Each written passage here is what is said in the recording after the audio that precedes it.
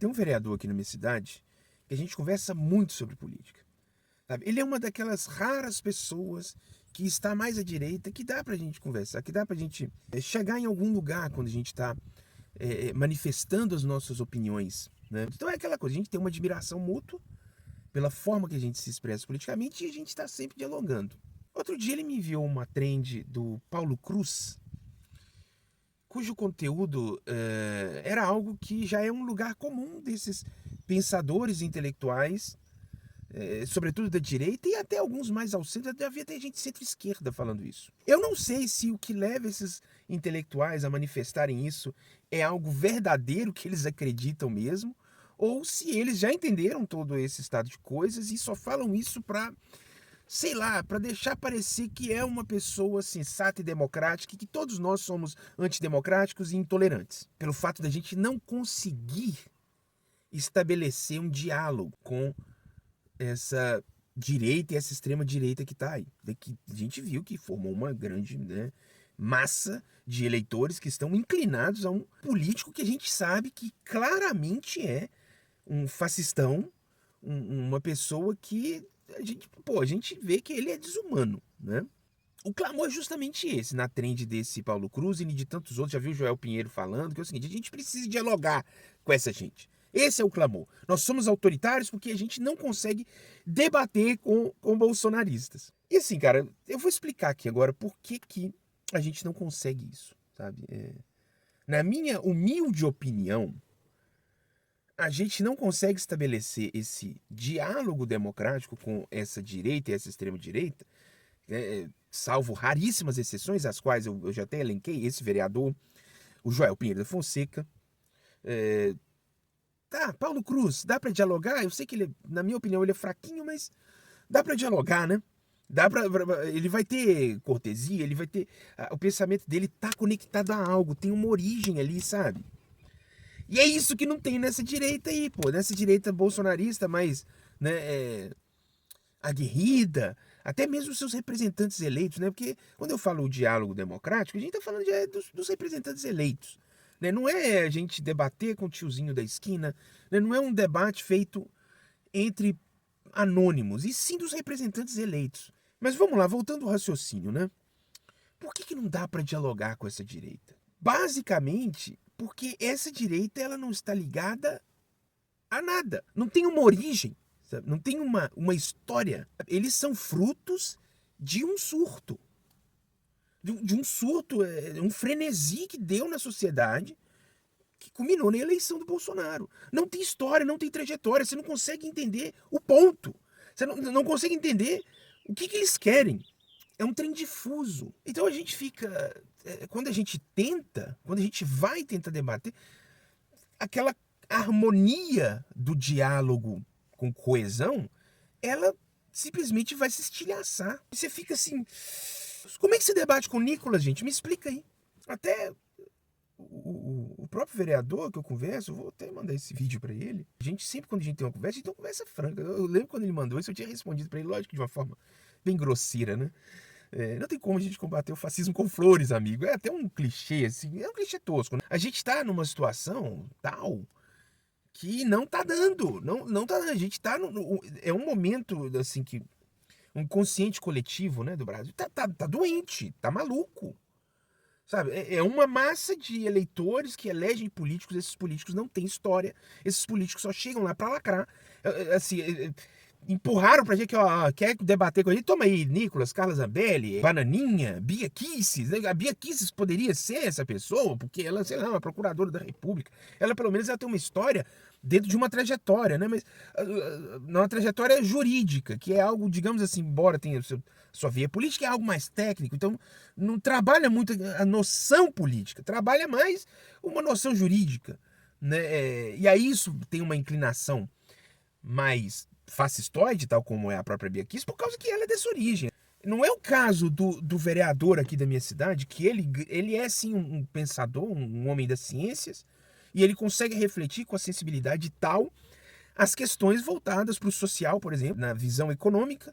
Ele tem essa visão mais à direita, que quer separar a economia do Estado e quer que a economia tenha vida própria, mas ele consegue, por exemplo, entender as razões que levam, por exemplo, a uma militância LGBT, uma militância sobre essa questão da desigualdade social, movimentos étnicos. Ele consegue entender a sensibilidade disso aí e ele se solidariza. Então, assim, você vê que ele é um cara que não é nenhum estúpido, não é um Nicolas. Que, né, Nicolas sem banheiro é como Bochecha sem Claudinho. A gente carrega uma visão de mundo, a gente consegue entender certas injustiças, tanto em questão laboral quanto em questão social, e a gente só quer corrigir isso, né? Mas a ideia mesmo é falar como aquele professor, acho que é José Geraldo, né, o nome dele, um senhor mesmo, um grisalhozinho que estava na CPM do MST, falando assim, eu não consigo, né? Talvez todos vocês aí, eu não consigo enxergar isso aí que vocês estão falando, né? Sobre o MST, das caravelas fundeadas lá e que os índios não conseguiam enxergar, né? Porque não tinha cognição, eles não conseguiam enxergar as caravelas. Eles viam uma coisa lá que talvez eles pensavam que era um monstro marinho, não sei, né? Eles não tinham representação no inconsciente, o símbolo, o signo, não tinha que eles viram a caravela, então eles não enxergaram, né? Eles viram. Ver é totalmente diferente de enxergar. Ver é uma parada que ela tem finalidade óptica, né? É sensorial. E enxergar não, enxergar você, aquilo que você está vendo, você tem ali a noção do porquê daquilo. Você tem uma semântica. Então, assim, o bolsonarista, essa extrema-direita que ela surgiu desse frenesi, é como se a gente tentasse analisar ali uma tempestade climática que não tem precedente, não tem nada no catálogo, não tem. Sabe? É tipo a pandemia. O bolsonarismo é a pandemia, é um negócio que a gente não consegue extrair as origens, não consegue montar algo, não consegue raciocinar as coisas dentro de uma lógica e que a gente talvez saberia entender ali o que eles querem, qual é o ponto e dialogar em cima disso. Mas no que a gente tem? A gente tem banheiro, né? A gente tem gente preocupada aí com quem vai, né? Com quem os outros vai dormir, né? Com quem que os outros vai se separar ali, né? A sucessão pós-morte. Que a gente está preocupado com isso? Como debater com essa gente? Alguém me explica. Sabe, a peste de autoritário, a gente até lida bem com isso. Tendo essa galera aí para conversar, nem me machuca. Saber que eu sou um autoritário, onde o que eu iria me esforçar para dialogar com a gente seria com o Nicolas. Não, vou ser autoritário para lá mesmo. Vamos ser autoritário, é isso que é o legal, né? Eu tenho que estar muito satisfeito com essa pecha, sabendo que com quem a gente vai dialogar não tem jeito. Qualquer um que vier, né? Vamos supor, né, que aqui acaba se tornando um grande laboratório de ciência social e algum cientista quer entender por que não tem como dialogar aqui no Brasil, tem um debate político dialogável. Aí ele vai lá para uma CPI e depois vai conversar com um, né, dos representantes. Na hora que ele conversar com Henrique Vieira, eles vão entender. Ah, sim, existe um lado aqui que tem uma profundidade intelectual ímpar, né, que é o caso do Henrique Vieira, que é o caso de, sei lá, do Gabeira, quando ele era político, né? Representantes da esquerda de muita qualidade, um Silvio Almeida, né? E a gente vê na direita um bando de maluco, um bando de fugitivo de manicômio. Foi inclusive até isso que eu falei com esse meu amigo, né, o vereador. E que, olha, você vê ainda muita gente de qualidade na esquerda, gente de uma intelectualidade profunda. Cadê esse povo aí na direita, aqui no Brasil? Cadê? Não tem. Na política? Na política não tem.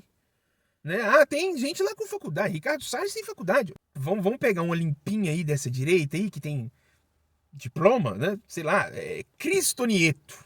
Vai conversar com essa mulher, gente. Você vê que não tem nada que tenha uma construção coerente. Portanto, você vai falar com ele, por exemplo, das questões, sei lá, direitos da população LGBTQI+. Ah, isso é capeta! Não! Você é louco! Não, vocês vão querer dar visibilidade de direitos a um pecador? Hã? Vou falar de direito da mulher. Fala de direito da mulher também. Qualquer coisa que está relacionada a direito da mulher, esse povo cai para trás e fala que é contra. Até se for até um absorvente pelo SUS, né? Distribuído ali, né? Pelas ESF, né? E aí? Vai dialogar com essa gente, pô. Tenta aí, meu amigão.